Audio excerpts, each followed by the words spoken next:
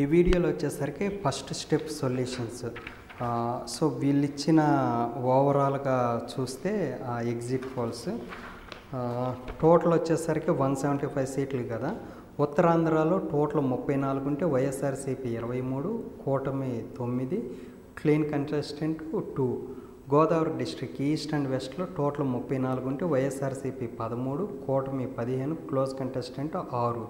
తర్వాత గుంటూరు కృష్ణా వచ్చేసరికి టోటల్ 13 ఉంటే 16 వైఎస్ఆర్సీపీ, 13 కూటమి, 4 క్లోజ్ కంటెస్టెంట్.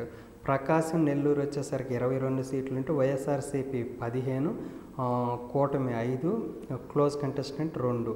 తర్వాత రాయలసీమ వచ్చేసరికి టోటల్ 52 సీట్లు ఉంటే వైఎస్ఆర్సీపీ 43, కూటమి 3, క్లోజ్ కంటెస్టెంట్ 6. సో టోటల్గా వచ్చేసరికి 110 సీట్లు వైఎస్ఆర్సీపీ, కూటమి 45, క్లోజ్ కంటెస్టెంట్ వచ్చేసరికి 20.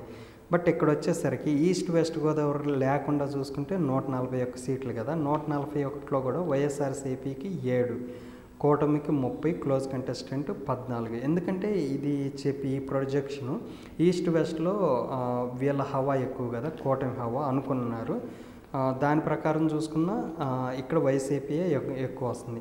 ఒకవేళ రాయలసీమ తీసేసి చూస్తే మొత్తం 123 సీట్లు ఉంటే దాంట్లో కూడా వైఎస్ఆర్సీపీ 67, కూటమి 42, క్లోజ్ కంటెస్టెంట్ 14 అనమాట. సో ఓవరాల్గా ఫస్ట్ స్టెప్ సొల్యూషన్ ప్రకారము కూటమికే వైఎస్ఆర్సీపీ అధికారంకి వచ్చిద్దని ఇచ్చారనమాట.